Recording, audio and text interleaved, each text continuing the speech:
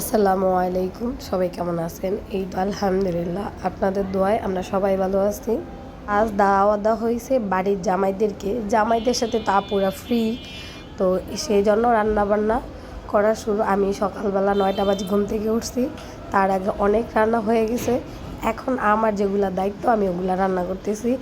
এখানে রোস্ট রান্না করতেছি আর আরেকটার মধ্যে ডিমের কোরমা বসাইছি।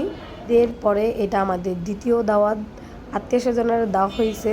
প্রথমবার চাচি চাচা যারা ছিল তাদেরকে খাওয়ানো হয়েছে।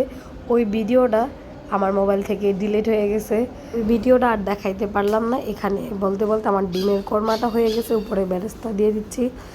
প্রতিবারই আমরা এই কাজটা করি যে সবাইরে একসাথে দাওয়াত দিই, তখন মেহমান আসে, খায়, চলে যায়।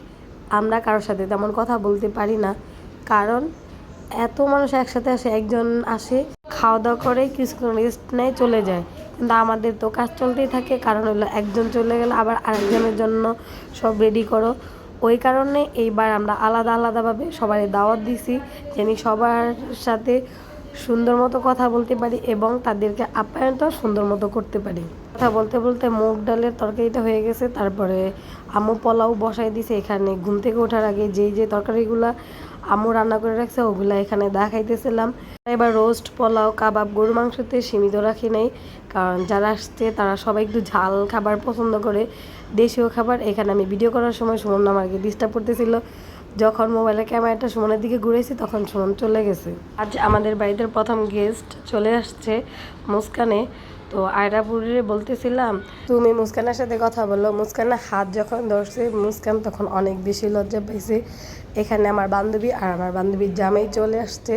আমার বান্ধবীর দিকে যখন ক্যামেরা ঘুরেছি তখন আমার মুখ ঘুরে ফেলছে, কারণ আজকে মেকআপ করে আসে নাই, সেজন্য। তো আমি বললাম তাহলে হাতটাই দে।